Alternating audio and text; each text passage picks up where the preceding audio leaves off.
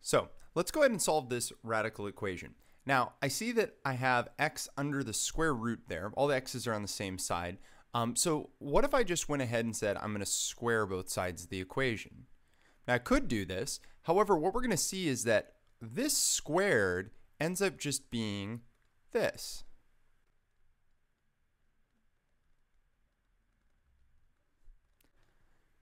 Well, I don't know about you, but I don't really want to multiply that. And in fact, if we do multiply it, we're going to end up with, we're not even going to be able to get rid of the square roots in one step. So let's see if there's a better way of going about this. So what if instead I isolated the square root first? So I'm going to go ahead and eliminate the square root from the left side.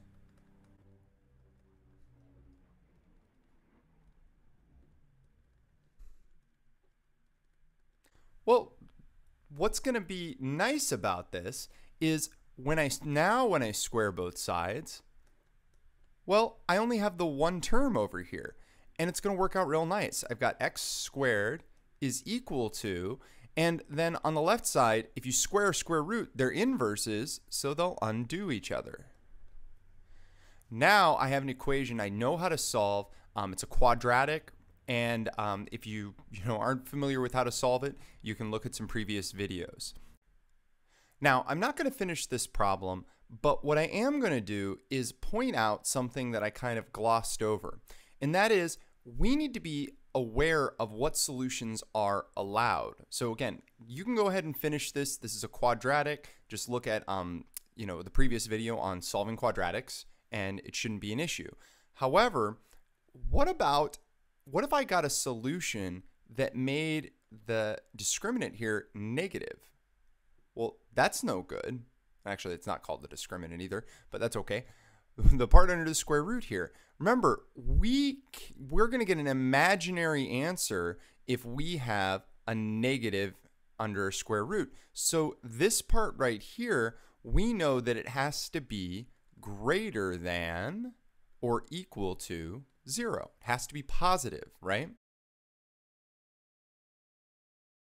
But what we end up with is that x has to be greater than or equal to -6, or we're going to end up with issues. So this is what we call a domain restriction. It is a restriction on the x values that are allowed to be solutions. So even if you get one of those as an answer, it's no good because it breaks a rule. So let's go ahead and look at an example of a radical equation where we can't isolate the square root. So if you kind of look at this equation here, there's no way I could just get one square root, or I have two square roots, so I can't get them alone on one side, okay? Because that 2's in the way. So I'm going to have to do what I tried to avoid in the previous example. Now, before I do that, I do want to point out we do have some domain restrictions here, right? So I've got the x plus 5 here.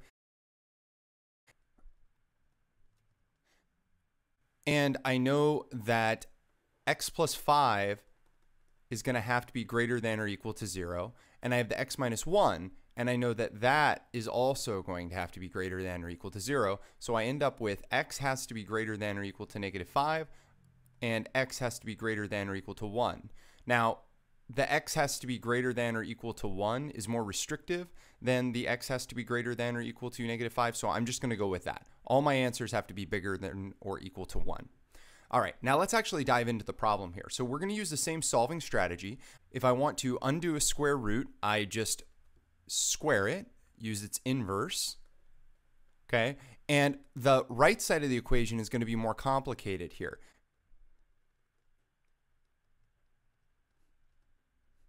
Okay, but the right side, I can just undo that square root. And now that's one square root down.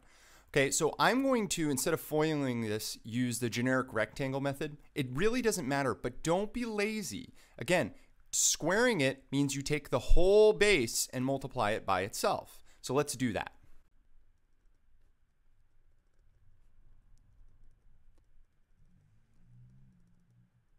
All right, and I can go ahead and add all of those up. I'm going to combine like terms where I can, so this will just be x plus 9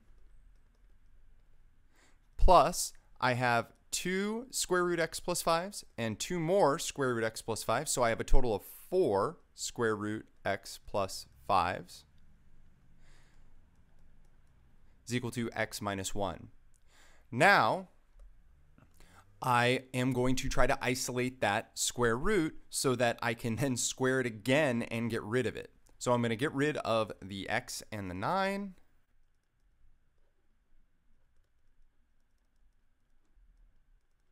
Okay, clean that up a little bit. Now, I have one term on the left and I have one term on the right. So I can go ahead and just square it. However, I kind of like, when possible, to just reduce things down as much as possible before I square it so I can deal with smaller numbers. So I'm going to go ahead and divide by 4.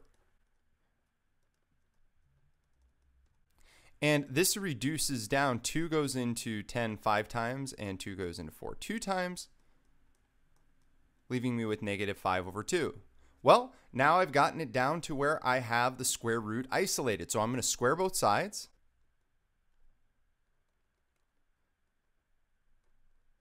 And then the very last step is I'm going to get that x by itself. Now, I'm going to subtract by 5. Here's what I'm going to do. It's a little trick. I know I need a denominator of 4. Okay. It's going to be negative. And what number divided by 4 gives me 5?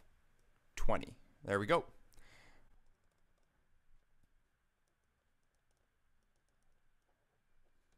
And we have our final answer of 5 over 4. Now you could plug that back into the original equation to check your work, or just graph the left side and graph the right side and look for that point of intersection. And that's my suggestion in this problem. It's a lot easier to check your work using a graphing utility here.